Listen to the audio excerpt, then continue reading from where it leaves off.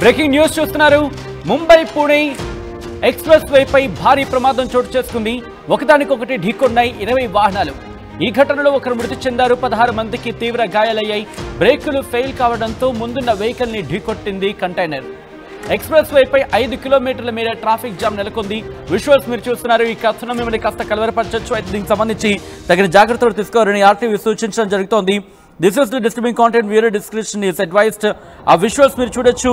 ఇటు ఒకదాని తర్వాత ఒకటి అలా 20 వాహనాలు ఒకదానికొకటి ఢీకొన్నాయి. దీంతో ఈ ఘటనలో అటుగా వెళ్తున్న వాహనాలు ఒకదానికొకటి ఢీకొన్న ఘటనలో అదిగో మీరు చూడొచ్చు. పూర్తిగా ఒక కారు అయితే నుజ్జు అయిపోయింది. ఆ విజువల్స్ చూస్తే మనకు అర్థమవుతుంది. కంటైనర్ వాహనాన్ని ఢీకొట్టినట్టుగా తెలుస్తోంది. ముంబై పూణే ఎక్స్‌ప్రెస్ వేపై జరిగిన రోడ్డు ప్రమాదంలో ఓ మహిళ చనిపోయింది. 18 మందికి పైగా సుమారు 20 మంది గాయపడినట్టుగా తెలుస్తోంది. ప్రమాదం కారణంగా ఏకంగా 5 కిలోమీటర్ల మేర ట్రాఫిక్ జామ్ జరిగింది. అక్కడ వందలాది వాహనాలు నిలిచిపోయాయి. శనివారం మధ్యాహ్నం ముంబై పూణే ఎక్స్‌ప్రెస్ వేపై వేగంగా వెళ్తున్న ఆ కంటైనర్ అక్కడ ఆ ట్రక్ బ్రేక్ ఫెయిల్ కావడంతో డ్రైవర్ వాహనంపై కంట్రోల్ కోల్పోవడం జరిగింది. దీంతో ట్రక్ రోడ్డుపైన వెళుతున్న క్రమంలో BMW, మెర్సిడెస్ బెంజ్ లాంటి లగ్జరీ కార్లు సహా మొత్తం 20 వాహనాలు ఒకదానికొకటి ఢీకొన్నాయి. విజువల్స్ మీరు చూడొచ్చు. ఆ ఢీకొన్న ఘటనలో ఆ ట్రక్కి సంబంధించి ఆ ట్రక్ విజువల్స్ మీరు చూస్తున్నారు. ఆ వాహనాలకు సంబంధించి మీరు చూస్తున్నారు. హైవే మీద సాధారణంగా వెళ్తున్న క్రమంలో అందుకే అంటారు ఒక వెహికల్కి ఇంకో వెహికల్కి సర్టైన్ డిస్టెన్స్ అని చెప్పి అక్కడ చెప్తూ ఉంటారు. ఆ సర్టైన్ డిస్టెన్స్ని ఫాలో అవుతూ ఉంటే కనుక ఇటువంటి ప్రమాదాలు జరగవు. ఎందుకంటే వేగంతో వెళుతూ ఉంటాం. వేగంతో వెళ్ళిన క్రమంలో సడన్గా ముందున్న వెహికల్ ఫెయిల్ కావచ్చు, లేకపోతే సడన్గా వాళ్ళకి ఏదైనా ఇష్యూ వచ్చి అది అక్కడ మధ్యలో ఆగిపోవచ్చు. ఆ క్రమంలో ఇటువంటి ప్రమాదాలు జరిగే అవకాశం ఉంటుంది. మీరు చూడొచ్చు. ఈ కారు పూర్తిగా నుజ్జు అయిపోయింది. అసలు ఆ కారుకి సంబంధించి నామరూపాలు లేకుండా పోయిందనే చెప్పుకోవాలి. ఎక్కడ చూసినా ఆ రోడ్డు మీద ఇటువంటి దృశ్యాలు. 5 కిలోమీటర్ల మీద ట్రాఫిక్ జామ్ అయిందంటే అర్థం చేసుకోండి ఆ ప్రమాద తీవ్రత ఏ స్థాయిలో ఉంటుందనేది. ఎక్స్‌ప్రెస్ వేపై 20 కార్లు ఒకదానికొకటి ఢీకొన్న సందర్భంలో ఒక్కసారిగా ప్రమాద తీవ్రత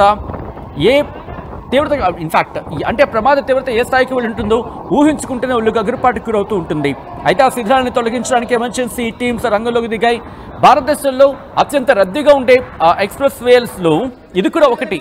ఏకంగా 1.5 అంటే 1.5 నుంచి 2 లక్షల మంది, 1,50,000 నుంచి 2 లక్షల వాహనాలు వెళ్తూ ఉంటాయి ఒక్కరోజు అంటే అర్థం చేసుకోవచ్చు. ఈ నేపథ్యంలో వీకెండ్స్ వచ్చిందనుకోండి, వీకెండ్స్ ఈ సంఖ్య ఎక్కువ ఉంటుంది. ప్రమాదం కారణంగా మొత్తం 5 కిలోమీటర్ల వరకు ట్రాఫిక్ స్తంభించిందంటూ వందలాది వాహనాలు ఇబ్బంది పడ్డారంటూ కూడా అక్కడ కొంతమంది చెప్తున్న పరిస్థితి ఉంది. ప్రమాదంలో గాయపడిన వాళ్ళని స్థానిక హాస్పిటల్కి తరలించి వాళ్ళకి చికిత్స అందించడం జరుగుతోంది. వీరిలో ఒక మహిళ చికిత్స పొందుతూ మరణించిందంటూ తెలుస్తోంది. డ్రైవర్ను ఖోపోలి పోలీసులు అదుపులోకి తీసుకున్నారు. అయితే ఈ ఘటనకు సంబంధించి ఏం జరిగింది, అతను మద్యం సేవించి ఉన్నాడా అనేది ఇంకా తేలాల్సి ఉంది. డీటెయిల్స్ తెలుసుకునే ప్రయత్నం చేద్దాం. మా ప్రతినిధి పెట్రీషియా అప్డేట్స్ అందించేందుకు ఇన్ఫాక్ట్ ఫోన్ లైన్లో సిద్ధంగా ఉన్నారు. ఒక్కసారి నేను పెట్రీషియా దగ్గరికి వెళ్ళే ప్రయత్నం చేస్తున్నాను. ఎందుకంటే పెట్రీషియా ఈ అప్డేట్స్ని ట్రాక్ చేస్తారు. ఒకసారి పెట్రీషియా దగ్గరికి వెళ్ళి డీటెయిల్స్ తెలుసుకునే ప్రయత్నం చేస్తాను. పెట్రీషియా, ఈ ఘటనకు సంబంధించి పోలీసు ఇన్వెస్టిగేషన్ ఎంతవరకు వచ్చింది, మరి ముఖ్యంగా ప్రస్తుతం అక్కడ ఎటువంటి పరిస్థితులు ఉన్నాయి? ముంబై పూణే ఎక్స్‌ప్రెస్ వద్ద కూడా భారీగా రోడ్డు ప్రమాదం చోటు చేసుకుంది. దాదాపు 20 వెహికల్స్ అంతా కూడా ఒకదాని తర్వాత ఒకటి లైన్ లో కూడా వరుసగా ఢీకొట్టిన పరిస్థితి. దాదాపు 16 మంది వరకు అయితే తీవ్ర గాయాలయ్యే, దాంట్లో ఒక మహిళ మరణించిందని కూడా తెలుస్తుంది. బ్రేక్ ఫెయిల్ అవ్వడం వల్లనే ఈ ఘటన చోటు చేసుకుంది. దాదాపు 5 కిలోమీటర్స్ వరకు కూడా ఎక్స్‌ప్రెస్ వే అంతా కూడా హెవీ ట్రాఫిక్ జామ్. వీకెండ్ అవ్వడంతో కూడా మొత్తం అంతా కూడా స్థానికంగా ఉధృత వాతావరణం. ఒకటి తర్వాత ఒకటి వెహికల్స్ అంతా కూడా ఢీకొట్టడం, వెంటనే BMW cars, luxuries cars, Mercedes ఇవంతా కూడా నుజ్జు అయిన పరిస్థితి. స్థానికులందరికీ కూడా తీవ్ర గాయాలయ్యే, ముందు బంపర్ తో సహా మొత్తం నుజ్జు అయిన పరిస్థితి. ప్రజలందరూ కూడా అతలాకుతలమైన పరిస్థితి. ఒకటేసారి వరుసగా 20 కార్లంతా కూడా ఢమ్ అని అంటూ ఒక పెద్ద శబ్దాలు రావడం. అదే కాకుండా అక్కడ స్థానికంగా ఉన్న వాళ్ళు లోపల ప్యాసింజర్స్ కి కూడా తీవ్రమైన దెబ్బలు తగలడం. ఇదంతా కూడా ఒకటే దగ్గర జరిగింది. లోనోవా గేట్ ఏదైతే సెక్షన్ ఉంటుందో ముంబైలో బౌండ్ లేన్ వద్ద కూడా ఈ ఘటన చోటు చేసుకుంది. ఇది ఏదైతే కంటైనర్ డ్రైవర్ ఉన్నారో, ట్రక్ డ్రైవర్, అతను మాత్రం మద్యం సేవించలేడు. హ్యూమన్ ఎర్రర్ వల్లనే ఇదంతా జరిగిందంటూ కూడా ప్రిలిమినరీ ఇన్వెస్టిగేషన్ లో కూడా ప్రస్తుతం తెలుస్తుంది. స్థానికంగా గాయపడ్డ అందరినీ కూడా నవీ ముంబై అమ్మాయికి కూడా స్థానికంగా ఉన్న హాస్పిటల్కి తరలించారు. ఒక మహిళ మాత్రం చనిపోయింది. దాదాపు 16 నుంచి 18 మంది వరకు తీవ్ర గాయాలయ్యే వీళ్ళందరినీ కూడా స్థానిక హాస్పిటల్ తీసుకెళ్లారు. ఇదే క్రమంలో కూడా 5 కిలోమీటర్స్ వరకు పూర్తిగా ట్రాఫిక్ జామ్ అవ్వడం, వెంటనే రెస్క్యూ టీమ్ అంతా కూడా ఎమర్జెన్సీ సర్వీసెస్ అంతా కూడా అలర్ట్ అవ్వడం, రెస్క్యూ ఆపరేషన్ కొనసాగించడం, ట్రాఫిక్ ఫ్లో అంతా కూడా అదంతా కూడా మొత్తం మీద కూడా డిస్మాంటిల్ ఏదైతే ఫ్లోని కూడా మళ్ళీ యథావిధిగా ట్రాఫిక్ ఉండేటట్టు చూడడం, అదేవిధంగా కార్స్ అవంతా కూడా ఏదైతే అక్కడంతా నిలబడి ఉన్నాయో అవంతా కూడా క్లియర్ చేయడం, వెంటనే రెస్క్యూ ఆపరేషన్ కూడా కొనసాగింది.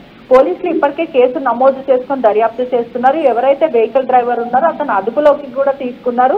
స్థానికంగా ఉన్న వాళ్ళందరినీ కూడా క్లియర్ చేసే ప్రయత్నం చేశారు. కానీ ఇది మొదటిసారి కాదు. ఆల్రెడీ ఎక్స్ప్రెస్ వే వద్ద కూడా హిస్టరీ ఆఫ్ యాక్సిడెంట్స్ కూడా అనేక సార్లు ఉన్న పరిస్థితి అయితే ఉంది. హ్యూమన్ ఎర్రర్స్ వల్ల కూడా తరచూ అక్కడ ర్యాష్ డ్రైవింగ్ వల్ల, అదే కాకుండా హెవీ ట్రాఫిక్ వాల్యూమ్ ఉంటుంది కాబట్టి హెవీ ట్రాఫిక్ ఉంటుంది, దానివల్ల ఇబ్బంది. అదే కాకుండా ఒక వెహికల్ టు వెహికల్ అనేది మినిమం డిస్టెన్స్ అనేది ఉండాలి. అటువంటి డిస్టెన్స్ పాటించకపోవడం వల్ల రెస్ట్ వల్ల ఉండే హెవీ ట్రాఫిక్ ఉంటుంది. అదే కాకుండా వెంటనే ఆ ట్రక్ డ్రైవర్ గుద్దడం, ఆ తర్వాత ఒకటి అలా 20 కార్లు కూడా గుద్దుకోవడం, మొత్తం అంతా కూడా ఉధృత వాతావరణం క్రియేట్ అయింది.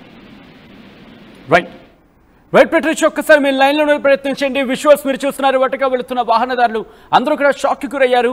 ఎందుకంటే కిలోమీటర్ల మేర అసలు ఏం జరిగింది ట్రాఫిక్ జామ్ అంటూ మరికొంతమంది ఎందుకంటే హైవే మీద ట్రాఫిక్ జామ్, అది కూడా 1 కిలోమీటర్లు 2 కిలోమీటర్లు కాదు, ఏకంగా 5 కిలోమీటర్ల మీద ట్రాఫిక్ జామ్ అది జరిగిందంటే అసలు ఏం జరిగి ఉంటుందంటూ అందరూ ఒకసారిగా షాక్కి గురయ్యారు. ఒకసారి మీరు ఆ విజువల్స్ చూస్తే వర్షం పడుతోంది. మరి ముఖ్యంగా నాగపూర్ అంటే ఇటు ఆ ప్రాంతాలకు సంబంధించి మాట్లాడుకున్న సందర్భంలో నాగపూర్ వంటి ప్రాంతాలకు సంబంధించి ఆ హైవే మీద ఏ స్థాయిలో వర్షం పడిందో అక్కడ మబ్బు పట్టిన వాతావరణం మనకు కనిపిస్తోంది. సాధారణంగా అంటూ ఉంటాం, వర్షాలు పడే క్రమంలో చాలా స్లోగా వెళ్ళే ప్రయత్నం చేయండి, ఎందుకంటే మితిమీరిన వేగంతో వెళితే ప్రయత్నం చేస్తే కనుక బ్రేక్లు పట్టే అవకాశం చాలా అరుదుగా ఉంటుంది. బ్రేక్స్ పడతాయి, అఫ్కోర్స్ పనిచేస్తాయి, కానీ తడిగా ఉండే వాతావరణం కాబట్టి బళ్ళు జారే అవకాశం ఉంటుంది. ఆ క్రమంలో నియంత్రణలు కోల్పోయే అవకాశం అంతకంతకు పెరుగుతూ ఉంటుంది. ప్రస్తుతం ఈ ఘటనకు సంబంధించి అదే అనిపిస్తోంది. మరి ముఖ్యంగా అక్కడ ట్రక్ సంబంధించి ఎందుకు ఆ ట్రక్ బ్రేక్ ఫెయిల్యూర్ అయింది, లేకపోతే డ్రైవర్ నియంత్రణ కోల్పోయాడా, డ్రైవర్ని ఏమైనా తాగున్నాడా, మద్యం సేవించి ఉన్నాడా, ఇవన్నీ కూడా ప్రస్తుతం పోలీసుల ఇన్వెస్టిగేషన్లో బయటకు రాబోతున్నాయి. అయితే ఆ డ్రైవర్ని పట్టుకుని పూర్తిగా ఇన్వెస్టిగేషన్ చేయబోతున్నారు పోలీసులు.